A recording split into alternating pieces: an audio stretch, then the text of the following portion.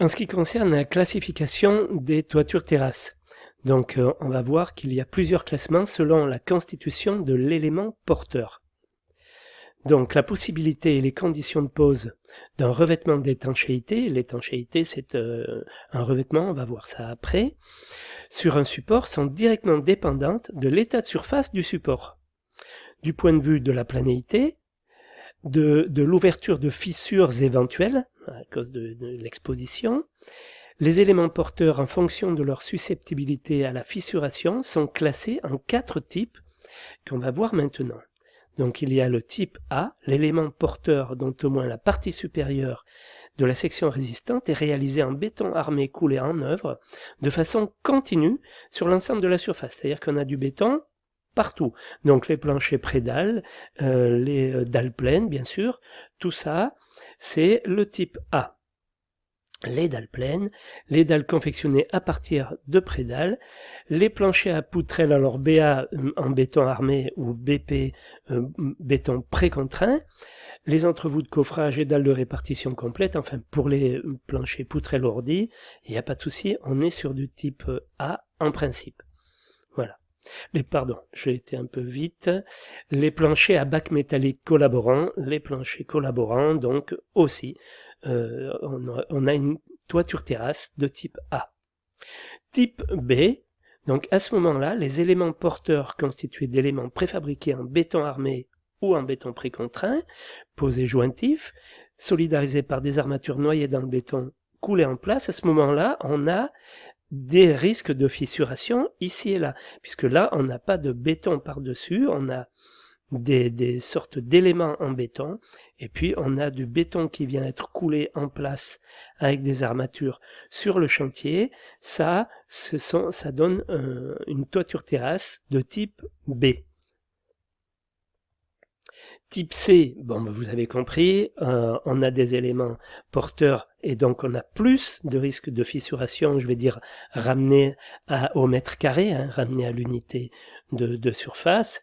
Le type D, donc encore plus, les éléments sont juste jointifs comme ça par un béton précontraint et solidarisé par des clés continues. Ça, c'est une clé, c'est-à-dire que le béton a donc cette forme-là de queue d'aronde, ce qui fait que les éléments précontraints ne peuvent pas bouger dans ce sens-là. Donc là, on a encore plus de risques de fissuration. Les fissurations vont être plus nombreuses. Donc, ils ne sont pas complétés par une dalle. Et donc, on a du type D. Voilà. Aucune continuité n'est réalisée. Enfin, vous avez compris le principe. Plus il y a de nombre de fissurations possibles, plus on est sur un type descendant par rapport au type A. Voilà. Donc les dalles alvéolées donnent typiquement des toitures terrasses de type D. Ensuite, les toitures terrasses sont aussi classées suivant la pente, leur pente. Donc on a des toitures terrasses à pente nulle, donc la pente elle est de 0%. Non admis en climat de montagne, on vous dit. Donc, leur destination, ce sont des toitures inaccessibles, sauf pour l'entretien, on va dire pour remplacer l'étanchéité. Toiture technique ou zone technique, sur un immeuble de bureau par exemple. Toiture accessible aux piétons avec dalle sur plot. Ça, c'est la toiture accessible, c'est-à-dire pour une maison d'habitation, sur une maison d'habitation. Toiture jardin. Tout ça, ce sont les toitures à pente nulle, 0% de pente.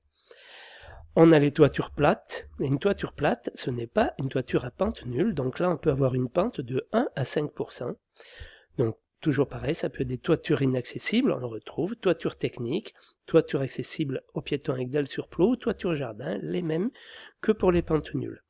De 1,5% de pente à 5, toiture accessible aux piétons, que ce soit pour une maison d'habitation ou autre, et de 2 à 5%, toiture accessible, donc pour des parkings, véhicules légers ou des poids lourds, on peut avoir de la toiture terrasse, enfin, sur le dernier étage d'un parking, par exemple. Voilà, on aura une pente de 2 à 5%.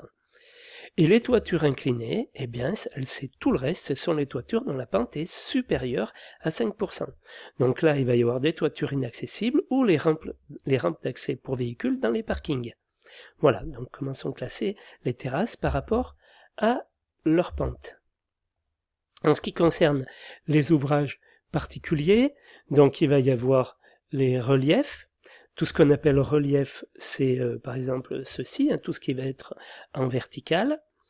Un relief, c'est un ouvrage émergent sur lequel l'étanchéité est relevée, ce relevé pouvant être exécuté sur toute ou partie de la hauteur du relief. Donc ce que je tiens quand même à vous dire, c'est que l'étanchéité en partie courante, c'est toute la partie horizontale, parce que les produits qu'on va mettre sur la partie horizontale sur le plancher ne sont pas faits pour être relevés parce qu'ils ne sont pas faits ici pour supporter le coude et il casserait. Voilà, donc il serait plus étanche à cet endroit-là. Donc il est à l'étanchéité en partie courante et les reliefs. Et donc cette partie-là s'appelle un relevé parce que là les produits ils coûtent plus cher, mais ils sont prêts à être, comment j'allais dire, ils sont adaptés à être coudés comme ça à 90 degrés.